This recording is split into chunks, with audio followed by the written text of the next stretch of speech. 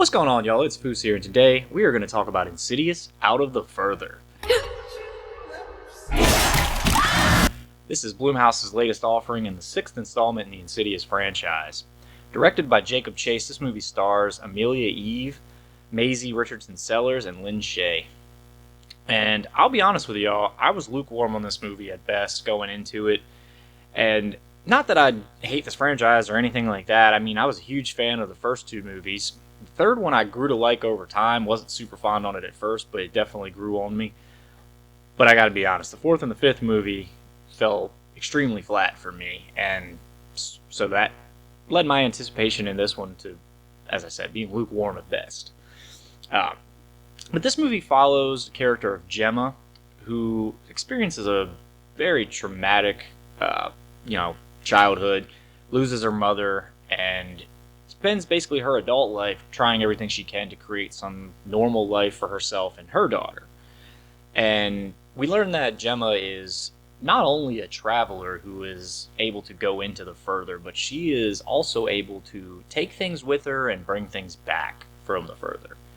This leads some insidious entities, no pun intended, to take interest in Gemma and to want to use her power as a way to get back to the living world. So that's what we get in this newest chapter of Insidious. And from the jump, since I said, I was lukewarm on this, and unfortunately my lukewarm anticipation ended up being justified. Because if I'm being honest, this movie didn't really land with much for me. It was kind of came in with a whimper. So we'll start with the negatives, considering that. And as I mentioned, just didn't really land very well for me and was very forgettable. Like, even within hours after leaving the theater seeing this movie, I had to kind of sit there and pull to recall some of the different factors to it and things like that. It was a very forgettable experience. And I mean, I know we're 6 films into this franchise at this point and all, so I mean, I get it, but it just didn't do a whole lot to be memorable for me. And the main entity is one of the bigger negatives that I'm going to point out here, so we'll start with him. And I get what they were trying to go for with this entity. So you got this guy, well, I call him this guy, he's this demon, essentially, at this point, Cyrus, who appears to be this cult leader at one point or another. And so they're going for something kind of cool there, I guess. He's able to create a following even in the further and all of this and whatnot. So there's some cool elements to him, but overall he just kind of was a little goofy to me. I didn't really get anything scary out of him. His voice might be the biggest reason why I felt this way, because if I'm being honest, all I could think of watching his scenes in this movie was, if you've ever seen Jackie Earle Haley in The Watchmen, his character in that voice that he has, that's kind of what this entity reminded me of. And maybe I'll listen to the two side by side and realize I'm completely off base, but that's just what I thought watching the movie. I was like, this dude sounds like fucking dude from The Watchmen. That's all I thought watching it, and it kind of took me out of the whole thing, made him kind of a goofy entity in my mind. So the feeling you're supposed to get from the main entity of this movie did not land right for me. So that was a negative. And as I mentioned, Gemma has, a unique power in this movie. That's another thing I'm going to kind of point out as a negative factor for me. Now, I don't mean the power overall, just in a general sense, being able to take items in and out of the further. That, just on a principle sense, is not negative to me. I was fine with that. My issue came into play with our ending of this movie, where ultimately what Gemma has to do to end what's attempting to happen here is she has to take all the entities that have crossed over simultaneously back to the further. So she does so by basically taking her whole fucking house back to the further. And that's just one of those ones where you watch it in the movie and you're like, okay, I get the concept of what she did here, but this is kind of preposterous, right? And again, we're suspending disbelief here, obviously, before we're watching, but when you watch that, or at least for me, when I watched that scene in the movie, my biggest takeaway from it was, well, what the fuck are the neighbors going to think? Or what the hell are the neighbors going to say about this? The whole thing just changed drastically. It's not this, quiet little issue that only the parties involved are going to carry with. No, like the whole neighborhood's gonna fucking know something fucking weird happened out here now. And I don't know, just that factor of it, making it this large scale spectacle like that. I don't know, it took something away for me. Whereas leading up to this throughout these movies, the further is something that was. The people that could travel there were aware of it, obviously. The people who had had experiences with the people that traveled there obviously were aware of it. But it wasn't like it was, this understood thing that everyone's just, going and entering the further in their random little different ways or whatever. Now, this has kind of created a situation with the way they end this movie. I don't know how you explain this logically, I guess, is what I'm ultimately rambling about here. And to use her power to do something so over the top, I don't know. Maybe they wrote themselves into a hole with the way that the story evolves, but I don't know. That ending was just a little much for me. And to take the power to that degree, I don't know. That was a negative, the way that this ended for me.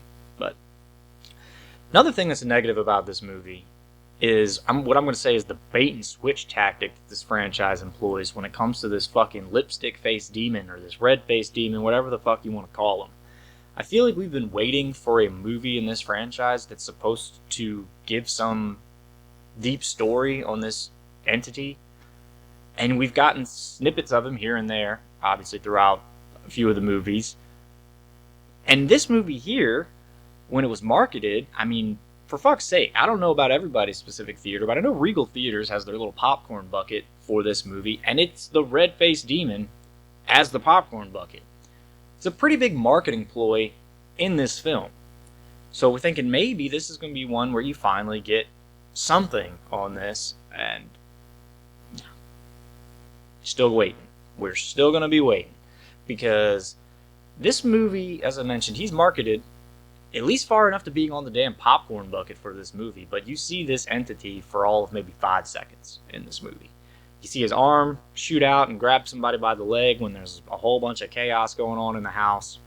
And then when, Cyrus, our main entity, kind of fails at his promise to get all of these entities back to the real world, the red-faced demon's one of the ones that kind of pops up in his face and is ready to, fuck him up, I guess. But you see him for all of 5 seconds in this movie. I feel like it's a complete just false advertisement.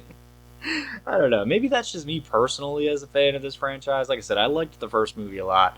I enjoyed the second movie quite a bit too. So maybe I just long for something deeper on that. So maybe that just pisses me off more than anybody else. But I feel like it was kind of bullshit. But yeah, that's kind of how I feel on the negative side of things here for this movie. Next thing I'm going to point out, though, on the rare occurrence of a mixed here is going to be the use of the Elise character. Now, I couldn't decide whether or not I felt like this was a complete negative, or it definitely wasn't a complete positive, because, that was just me pulling for, I love the character of Elise, and I really love Lin Shaye. So, it's a positive that she's in the movie, and I definitely enjoy seeing her. The usage of her, however, I don't know how I feel about it, honestly, here. She makes a pretty grand entrance into the movie during one of our sequences in the further. And, you can tell they wanted to have, the whole, almost like the Marvel pop reaction when she shows up in the movie. It's, everybody says, oh, fuck, it's Elise. But she kind of became a little bit like a parody of herself for me in this movie. Some of the one-liners that she has, she has a line in this movie where she hits one of our characters with "It's what I do," when she saves somebody in the further, and I don't know. We might be milking the Elise character a little too much here at this point, but I'm always happy to see Lin Shaye. She's fantastic, but I really don't know how I felt about the Elise usage in this movie. But that's all I got on the negatives. A little bit of mix there, so we'll go ahead and we'll finish this off on a happy note. We'll talk about the things that I did enjoy about this movie. So, Gemma, our main character, I really do like the journey that character goes through in this movie. It starts out with her as a child, witnessing, the death of her mother in traumatic fashion, and never really understands, what's wrong with her mother, what caused this, and she definitely has some negative feelings towards her mother throughout her life that it are resolved later in this movie with some clarity and all of that, and she finally understands what her mother was actually going through, because she ends up going through the same thing and gets basically to the doorstep of putting her child through the same thing that she went through, which was her main goal in life not to do. So the whole journey that her character goes through in this movie, I'm a fan of that. I think that that's done really well. It's some pretty, some weighted stuff that she's dealing with there that makes you pull for her character, and I thought she did. Our actress Amelia Eve, who plays her in this movie, I thought did really good as well. So I mean, that's a positive. I really enjoyed Gemma's character and all the bullshit that girl goes through in this movie. But another thing that I'll point out, I guess, on the positive front, and this is a minor positive. It's just something that was kind of cool to see, I guess. Like towards the end of the movie, before we have our wild disappearing house act, all of the entities from the further are at one point successfully making their way back into the real world. So we get a sequence where we're going through this house, and all of these entities are just like doing what you'd expect that they'd be doing if given this opportunity. And it's chaos. It's pretty fucking cool to see. We get our small little taste of the red-faced demon, in there, and then our bride in black character from the first ones is in there for a couple seconds as well. So I mean, there's something cool about the chaos that is seeing all these entities brought under one roof for a small period of time there. So that's a pretty cool sequence. Some other sequences in this movie that really did a number on me personally watching them, and then maybe this is just a personal uncomfortability factor for me, but our dentist chair sequences in this movie were uncomfortable in a whole different sense for horror. I don't know why, but there's just something about the scenes in the dentist chair, especially with one of our acolytes that comes in at one point. Just a gross, just uncomfortable scene to watch. So I was a fan of the dentist scenes. They made me cringe. As far as other sequences go in this movie, before I mention the sequence I'm talking about, I'll mention the characters in reference to it. I mentioned Cyrus and the main entity and not really being a big fan of what he gave us in this movie.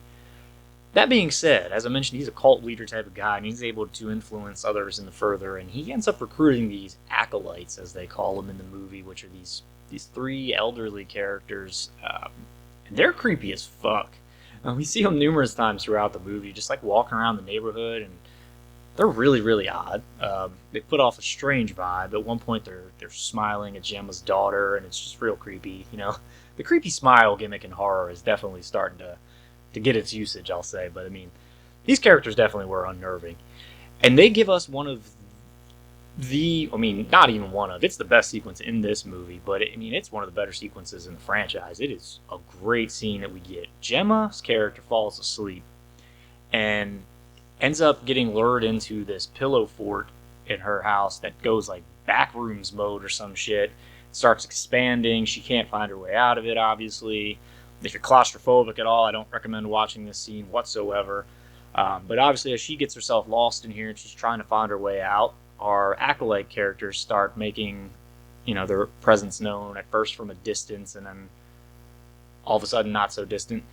And we get a chase scene out of this pillow fort where she's trying to escape one of the acolyte characters, the smaller, the creepiest one of them all, in my opinion. But yeah, it's a great scene. It's one of the ones you find yourself white knuckling watching as she's trying to get the hell out of here.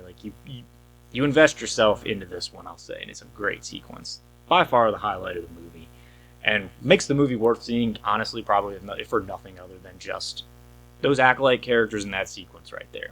They make it worth watching.